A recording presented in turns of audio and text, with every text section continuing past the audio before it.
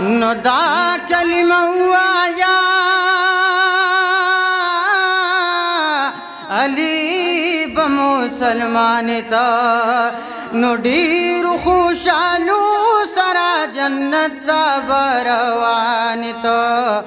نو دا کلمه ویلی دا حضرت آدم صفی اللہ لا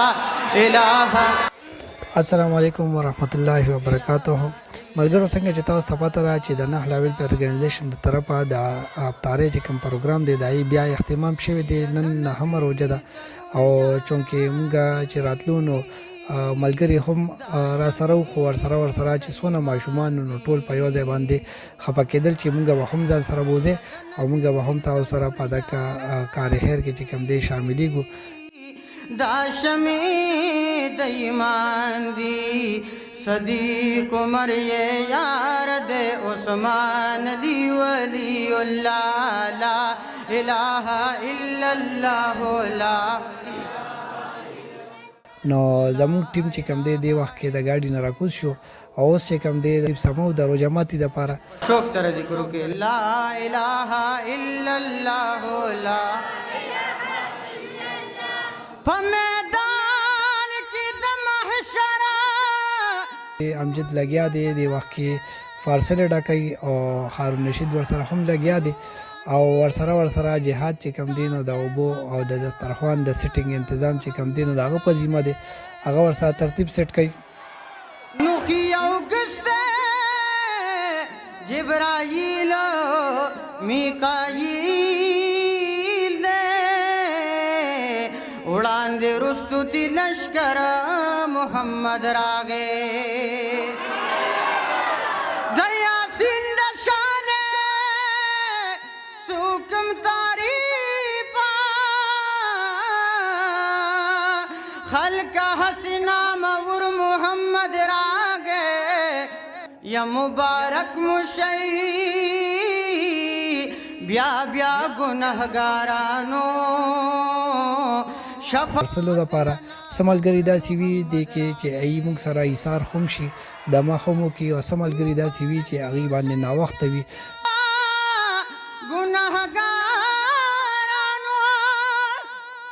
څه ملګري پکې داسې هم راشي چې هغوی د ډیوټۍ نه روان وي او ناوخته شي او څه ملګري داسې هم وي چې هغوی ډاکټر وغیره له تللي وي او په لاره پې بیا روژه ماتې راشي او څه غټو ګاډو والا داسې کسان ډرایوران هم وي چې هغوی باندې په لاره باندې روژه ماتې راځي نو هغوی هم زمونږ په دې خدمت کې چې کوم دی نو شامل شي او زمونږ چې کوم خدمت دی نو د هغوی نه هغوی پیدا واخلي.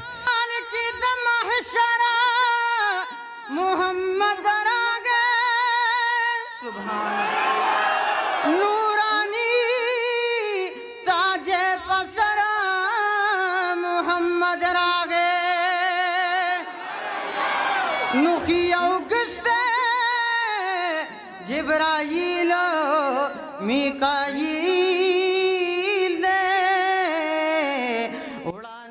نو ملګرو دکه د رنګ روډ د پاسه دا کم کیمپ چې لګي د رڼا هوټل نړوان دی کوربه هوټل نړوان دی چې کوم د رڼا هوټل او بیا د ځای راځي نو دې باندې موږ د دې اهتمام کړی وي. نو کم ملګري که موږ سره شاملېدل غواړئ په دې خدمت کې نو موږ سره شاملېدی شئ. دې نه علاوه زمونږ په دې روژه ماتي کیمپ کې چې کوم دی نو چونکې موږ ته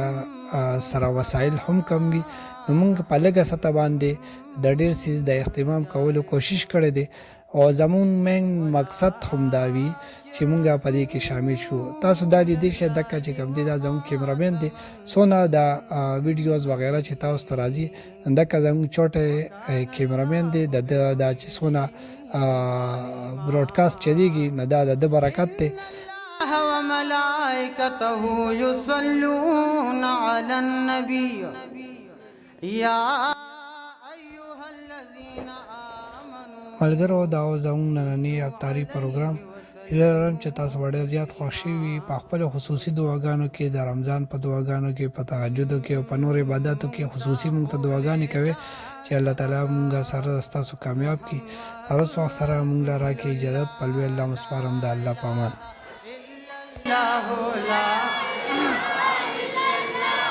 لا إله إلا الله لا إله